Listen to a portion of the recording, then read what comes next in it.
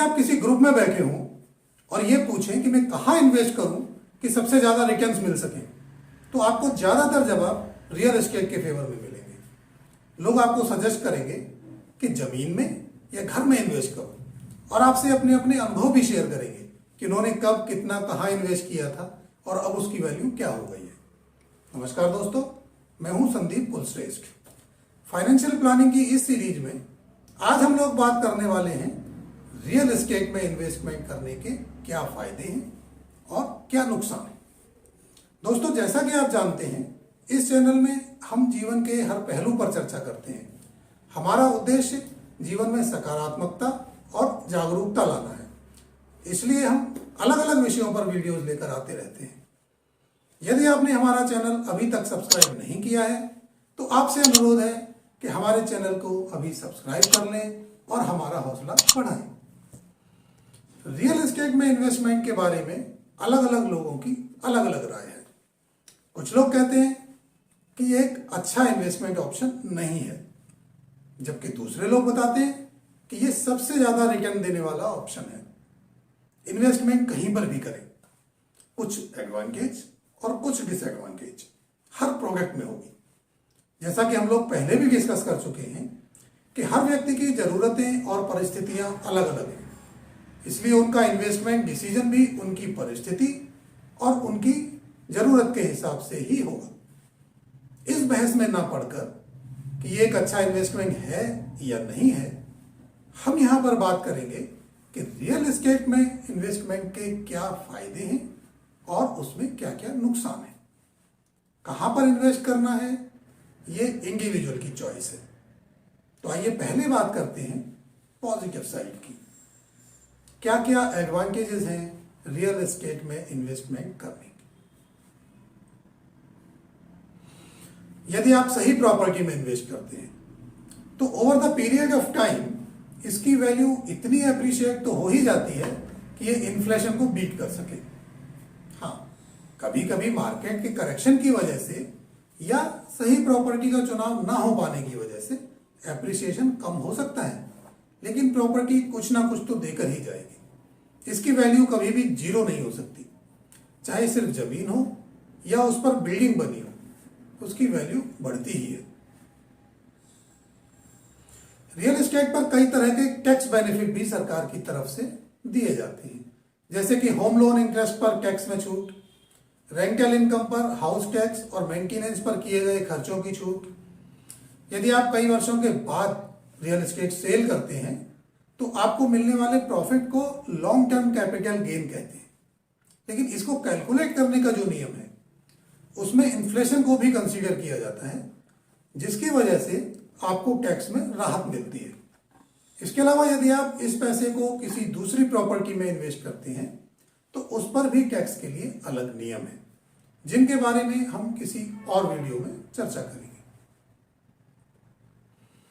यदि आप अपनी प्रॉपर्टी को रेंट पर देते हैं तो एक पैसिव मंथली इनकम मिलने लगती है। एक बार प्रॉपर्टी सेटअप हो गई और रेंट पर दे दी तो अब आपको कुछ नहीं करना है, रेंटल इनकम आपको मिलती रहेगी।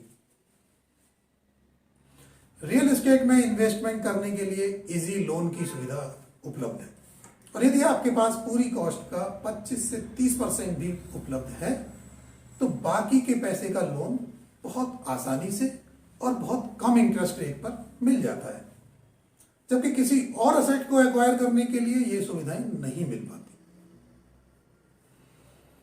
यदि आप लोन की सुविधा का बुद्धिमानी से फायदा उठाते हैं तो एक तरह से आपके जो टेनेंट्स हैं वे आपके लिए प्रॉपर्टी खरीद कर दे रहे हैं। यदि ऐसा कहा जाए तो भी गलत नहीं होगा। जो रेंट आएगा उससे आपके लोन की ईएमआई चली जाएगी, पूरी ना सही तो भी 80% तक तो चली ही जाएगी। मतलब ये कि घर आपका है लेकिन उसका लोन आपका टेनेंट भरेगा। आपकी प्रॉपर्टी की वैल्यू हर दिन बढ़ती चली जाएगी और लोन हर साल कम होता चला जाएगा। एक दिन ऐसा आएगा कि लोन जीरो हो जाएगा और पूरी प्रॉपर्टी लोन फ्री होकर आपकी हो जाएगी। As a real estate investor आपका इन्वेस्टमेंट ज्यादातर आपके कंट्रोल में होता है। आप खुद डिसाइड कर सकते हो कि कब रेंट पर देना है, कितना रेंट लेना है, प्रॉपर्टी में कोई और इम्प्रूवमेंट करके उसकी वैल्यू बढ़ानी है या नहीं बढ़ानी है। ये सारे निर्णय आप खुद ले सकते हैं, जबकि किसी और इन्वेस्टमेंट में ये निर्णय आपके हाथ में नहीं होते हैं। रियल एस्टेट एक ऐसा इन्वेस्टमेंट है जो over the period of time inflation को बीट कर सकता है। जैसे जैसे दूसरी चीजों की कीमतें बढ़ती हैं, वैसे वैसे आपको मिलने वाला रेंट और आपकी प्रॉपर्टी की वैल्यू भी बढ़ती रहती है, लेकिन आपका लोन, उसकी ईएमआई नहीं बढ़ती। इस तरह आपकी रेंटल इनकम तो बढ़ती है, लेकिन कॉस्ट ऑफ ओनरशिप वही रहती है। तो अच्छी अच्छी बातें जानने के बाद आपको भी ऐसा लग रहा होगा कि चलो फिर रियल एस्टेट में ही इन्वेस्टमेंट कर देते हैं। लेकिन किसी भी कंक्लूजन पर पहुंचने से पहले इसकी डिसएडवांटेजेस क्या क्या हैं, ये जानना भी बहुत जरूरी है। तो आइए बात करते हैं कि रियल एस्टेट में इन्वेस्टमेंट की डिसएडवांटेजेस क्या क्या है। रियल एस्टेट में इन्वेस्टमेंट करने के लिए काफी ज्यादा पैसे की जरूरत होती है। भले ही आपको 80% लोन मिल जाएगा, लेकिन 20% का जो डाउन पेमेंट का अमाउंट है वो भी काफी बड़ा अमाउंट होता है। जबकि आप दूसरे इन्वेस्टमेंट आपके पास जितना भी अमाउंट हो उससे कर सकते हैं। इसके अलावा प्रॉपर्टी खरीदने के बाद उसके पेपर्स वगैरह में भी काफी खर्चा होता है। प्रॉपर्टी टैक्स, मेंटेनेंस के खर्चे भी रेगुलर बेसिस पर होते रहते हैं। रियल एस्टेट खरीदना और उसको मैनेज करना काफी टाइम कंज्यूमिंग काम है। आपको ये सीखना पड़ेगा। प्रॉपर्टी की वैल्यू उसकी लोकेशन पर ज्यादा डिपेंड होती है, तो कौन सी प्रॉपर्टी में इन्वेस्ट करना है, उसकी लीगलिटी चेक करना, डॉक्यूमेंटेशन पूरा करना, टेनेंट खोजना, ये सभी टाइम कंज्यूमिंग काम है। रियल एस्टेट में हमेशा लॉन्ग टर्म के लिए ही इन्वेस्ट किया जाना चाहिए। इसमें लिक्विडिटी बिल्कुल भी नहीं है, और किसी भी इमरजेंसी में इसको बेचकर पैसे पा लेना बहुत ही मुश्किल काम है। रियल एस्टेट में एप्रिसिएशन भी लॉन्ग टर्म में ही मिल पाता है। कभी कभी ऐसे टेनेंट्स मिल जाते हैं जो समय पर रेंट नहीं देते या दूसरे तरह के प्रॉब्लम्स क्रिएट करते रहते हैं, और ऐसे में इनसे निपटने में बहुत सारा पैसा, समय और मानसिक शांति चली जाती है। प्रॉपर्टी को ठीक से मेंटेन ना करने के कारण उसके मेंटेनेंस में भी बहुत सारा पैसा चला जाता है। अभी जो हमने टैक्स बेनिफिट्स की बात की, वो हर किसी के लिए उपलब्ध नहीं होती। एक लिमिट के बाद बेनिफिट नहीं मिलते। जैसे कि मेंटेनेंस का डिडक्शन सिर्फ 30% ही होता है, या होम लोन इंटरेस्ट का बेनिफिट सिर्फ 2 लाख तक ही मिल सकता है।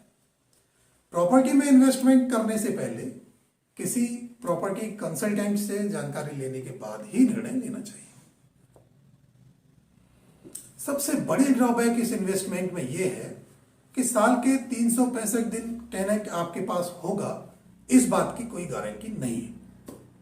यदि आपको टेनेंट नहीं मिलता और प्रॉपर्टी खाली पड़ी रहती है तो यह आपका नुकसान होता है, और कई बार आपको ब्रोकरेज देकर अपने लिए टेनेंट खोजना पड़ता है।